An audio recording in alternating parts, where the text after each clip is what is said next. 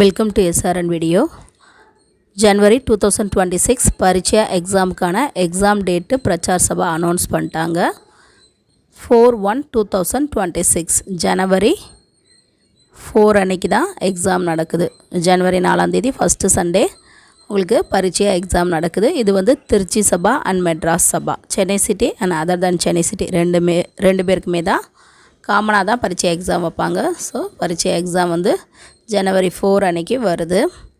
பரீட்சையாக exam fee கட்டுறதுக்கான last date நவம்பர் 15 நவம்பர் 15 வரைக்கும் உங்களுக்கு லாஸ்ட் டேட் கட்டுறதுக்கு டைம் கொடுத்துருக்காங்க.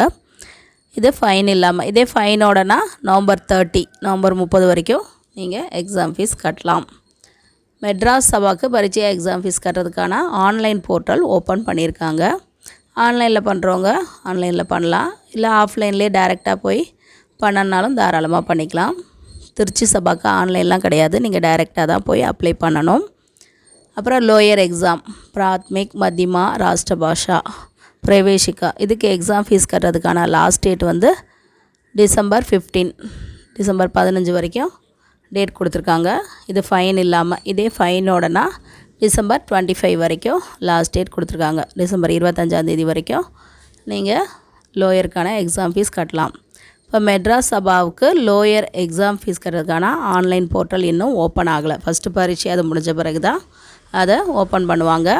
ஆனால் டைரெக்டாக போய் அப்ளை பண்ணால் நீங்கள் தாராளமாக போய் பண்ணிக்கலாம். பிரச்சார சபாலேயே டைரெக்டாக போய் லோயர் எக்ஸாமுக்கு ஃபீஸ் கட்டணுன்னா நீங்கள் கட்டலாம்.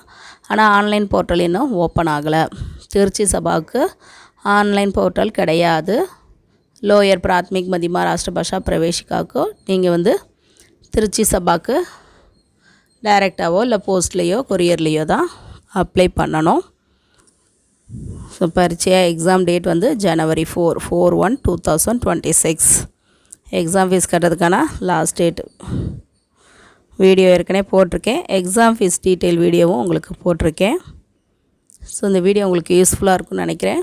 வீடியோவுக்கு லைக் பண்ணுங்கள், வீடியோவை உங்கள் ஃப்ரெண்ட்ஸ்களுக்கு ஷேர் பண்ணுங்கள். சேனலை மறக்காமல் சப்ஸ்கிரைப் பண்ணி வைங்க. அப்போ தான் எனக்கு என்னென்ன டீட்டெயில் கிடைக்குதோ அதெல்லாம் உங்களுக்கு நான் வீடியோவாக போட முடியும். ஸோ சேனலை சப்ஸ்கிரைப் பண்ணால் தான் உங்களுக்கு நோட்டிஃபிகேஷன் வரும். தேங்க்யூ.